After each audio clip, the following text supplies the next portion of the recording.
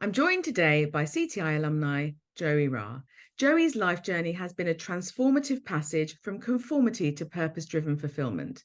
Starting with an academic foundation in biochemistry, he initially followed the path expected of him, and his early years were marked by academic achievements.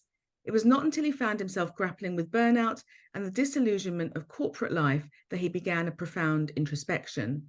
In the wake of a personal tragedy, Joey's life took a poignant turn, marked by grief, depression, and an earnest quest for meaning. He embarked on a courageous journey of self-discovery. He took up coaching and, following a global pilgrimage, eventually settled in Cambodia. Today, as a transformation coach, he is devoted to helping others align with their purpose, guiding them to connect authentically with themselves and harness their sensitivity as a powerful force for change. Thank you so much for joining us today, Joey. Thanks for having me. Yeah. Joey, a purpose, it's such a big word, and a lot has led you to finding yours. Can you start by explaining why it's been so transformative in your life? So growing up in a religious family, I think purpose is something always to find, what is God's purpose for you in your life? So in my childhood, I was like, okay, when I'm an adult, I'll find out what that is. But then I think growing up and going to university and starting working, starting to realize that maybe buy in to a sense that life isn't that purposeful. There isn't a purpose, that we're just meant to, make a living and just go on that treadmill of sorts. Yeah, I don't think it was a conscious thing. It was just taken in by how do you say? Like the thoughtlessness of it all, just doing the right thing, getting a job, and then life kind of takes over you, over my life. The big change that happened was the personal tragedy, like you mentioned in the intro, so I had a younger brother, 18 months younger than me, and he died of an accident when I was 23. So a few years into my corporate life as working for one of the big four in London.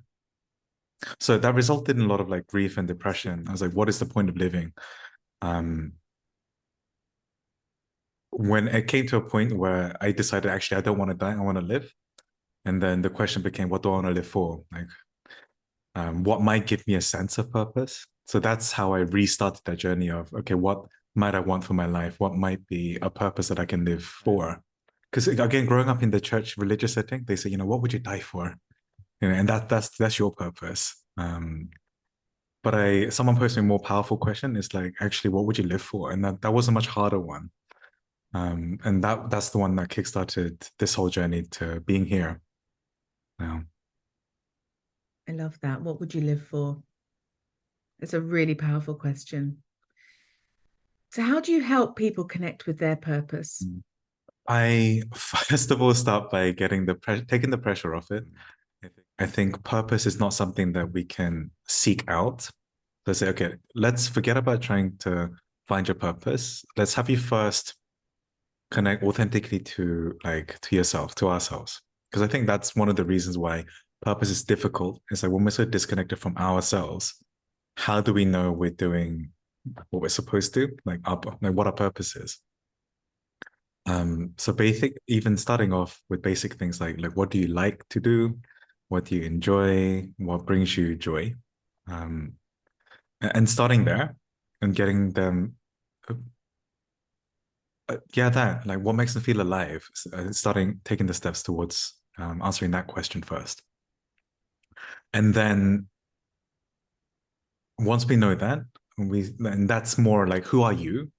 And then we can move on to, if this is who you are, what is the kind of impact that you want to be making in the world to those around you, to your spheres of influence? When we talk about purpose, it can seem such a grand thing, but I think purpose can be much at a smaller scale and yet more impactful. Your family members, the people you work with, your immediate community. What do you want to be remembered for? What is the impact that you want to be making on their lives? I think that's where I usually take my clients. And some of my clients are very amazing people and doing amazing things at a much larger scale. And that's great, but that's not the main thing. It's like we start them with the small stuff first, the immediate stuff first. And sometimes they feel connected to that grand vision, but always they're connected to what is the impact I want to make to my immediate circle. You yourself have experienced burnout, and I have too. Often times of really deep stress, it puts us in paralysis. And it makes it hard to connect to our purpose. How do you navigate those scenarios with your clients? Mm. And with my clients and myself too, because I still experience burnout from time to time. Um, First, taken again, it's the same as before, just taking the foot off the gas completely. I think people think they need discipline and action, but what they more often need is compassion and a lot of rest. Especially in burnout, like it takes a long time to recover to get back to baseline. So again, making it okay to not feel connected to a sense of purpose in this moment, accepting that this is where they're at right now, and then doing what they need to again connect back to themselves in this moment, to be themselves authentically in this moment, which might be, hey, I'm in a season of recovery. Um, and so we do a lot of work just dwelling in that and then seeing what gifts might be here. And eventually, as the seasons always change, we also, or they also get out of burnout and then feel invigorated in a different way, in a new way. But the way I kind of like to think about it is it's not going back to what things were, but having been through this, like what is next? What is new? I think with purpose, sometimes we chase purpose so that we avoid being with ourselves in this moment.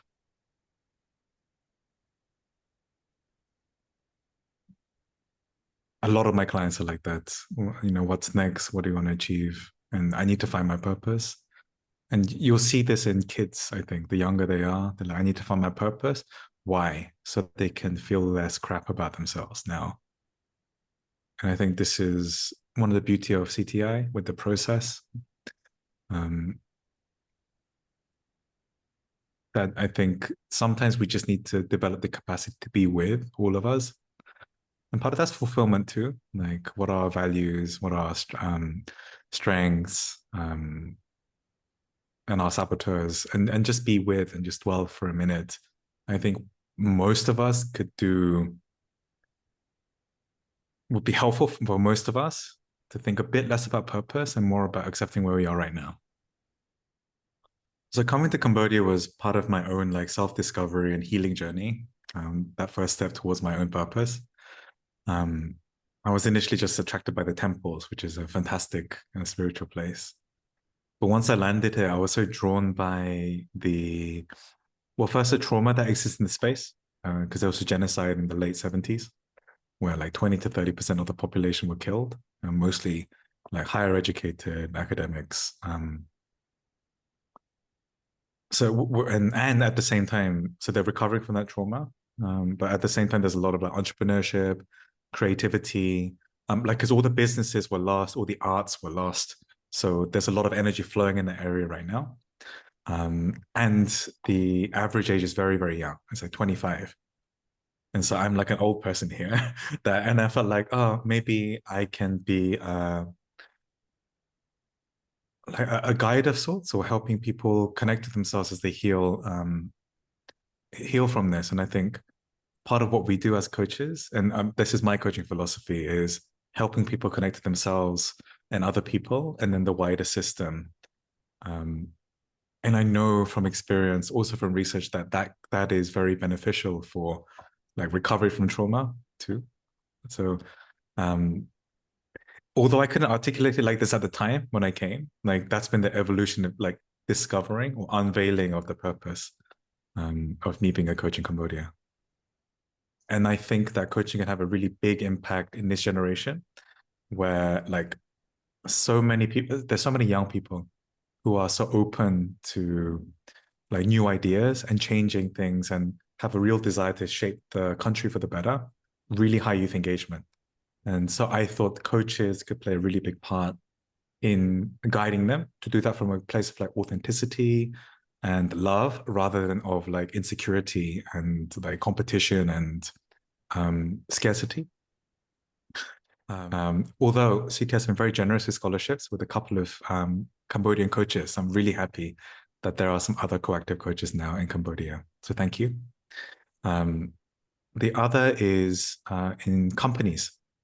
So this is where the majority of adults spend majority of their time, workplaces. And they are the fathers and mothers to the new generation coming up. And so if there can be a healthy, nurturing, high performance work environment, then I think that could have a big impact on the whole country. So helping to build coaching cultures. Thankfully, a lot of international organizations around the world are already investing in coaching. CTI does a lot of work there. So I can use that as case studies and starting to do a bit more in this area. So training managers to use coaching skills, let's say, with their staff. And then third is something that we're developing now, training teachers in coaching skills. And that's important because, again, there's a huge chunk of population, the big chunk, that are children. And imagine if they grow up in an environment where the teachers are, one, have the desire to, and to equip the skills to identify what does this child need, who is this child, rather than trying to plug them into a box so that they can be part of the system. Like, who is this unique child? What are their gifts? How can we help them thrive? And a lot of teachers have that desire, but they don't know how. So imagine it. So we started imagining, what if we could enable teachers to be coaches in schools? And we're already working with a school to do that. And we had this like big question as a dream. It's like, what if we could transform like the mental well-being and performance of an entire country in one generation through a power of coaching? So yeah, like that's the vision question. Yeah. So we know that coaching is therapy, but there has a lot of therapeutic powers to coaching. How are you seeing that manifest when you're working with your clients? Yeah, 100%. I think anything that helps people connect to who they are, like who am I? Like, it could be things like whether it's purpose or what are my values or strengths, connecting them to their bodies, but their emotions.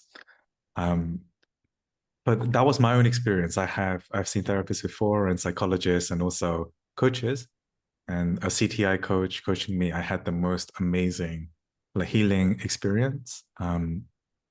So that's I might be digressing a bit, but that's how I see coaching play a part. Like anything that helps people connect to themselves. But also in coaching, we do a lot about relationships, right? How clients relate to other people in their lives and what kind of relationship they want to have. Nurturing relationships that help their natural selves thrive. And again, that's, I think, super healing, as well as, like connection to the wider system, what's going on, like what is a sense of meaning in my life, and how do I, like, if life is meaningful, like how do I contribute to it? And I think of Viktor Frankl when I say that, and he says, if a person has a meaning to live by. Yeah. And how often do you revisit purpose? Do you find it changes in you and your clients? And how does that move through their transformational journey as you revisit all the time? For myself and my clients, I think we find that it's like if purpose is this big, really long river, like different sections of it look very different and manifest differently. And similarly with purpose, like sometimes they feel very connected to one particular manifestation of purpose. So right now, like I train coaches in Cambodia. A season before that, like I was really connected to, okay, let's change the conversation around mental health, and felt really connected to that sense of purpose. And right now I'm not in that form. But the longer theme, the overall arc is still the same arc, if that makes sense. And so especially because I work with a lot of like entrepreneurial spirited people, whether it's artists or real entrepreneurs or people who work in companies, and they feel really passionate and driven about like doing this particular thing. So they work on it and then we finish it, they finish it. Or sometimes they kind of don't feel connected to that anymore. And then they're like, what do I do? But there is always another thing. And it's helping them to see that, then they're not a different person. We're always changing. The purpose may seem like it's a different thing, but when they realize that it's just the same story that they're on, that gives them a sense of continuity and a lot of sense of peace, I think. What three things did you wish you knew before that you know now? One for new coaches is I wish I knew that it was okay to not like make a full living from coaching in the beginning. And I didn't. I had other sources of income for many years and still do. But I think there was a bit of shame around that in the beginning. And I see that new coaches putting themselves through a lot of pressure because of it. Like, oh, I'm a coach now, I'm trained, I should be able to make so much, all my money from my coaching skills. And I think that really um, can get in the way for new coaches. And it did play a part in my own journey too. Like, stories around charging, stories around like I'm not making as much as I used to, or worried about paying the bills. And I think at times there were a bit of scarcity that crept in. Two is, and again, I think I knew it intellectually, but I didn't quite know it in my body or live it. Is really like the best investment you can make as a coach is to get coached yourself and to develop yourself more. And I had the pleasure of working with a couple of amazing CTI coaches, Victoria and Robin Coughlin, and working with them, like the return on investment, if you even call it that, has been astronomical. Yeah. And as a result of that, my coaching also improves, but we're not coaching about my coaching, just growing as a person and developing. Yeah. And I think the third one, which I knew was, and it's linked to the second one, it's like tapping into your authenticity, like who you are as a person and as a coach, I guess. Like that's the path for you. That's been the path for me. Like I have quite a whimsical style. I'm not so eloquent with my powerful questions, um, but it works for me, and it works really well. It attracts the clients who who need me and who I need, and so um, yeah, accept knowing who you are and accepting who you are, and then putting that out there into the world. I think I wish I knew that earlier.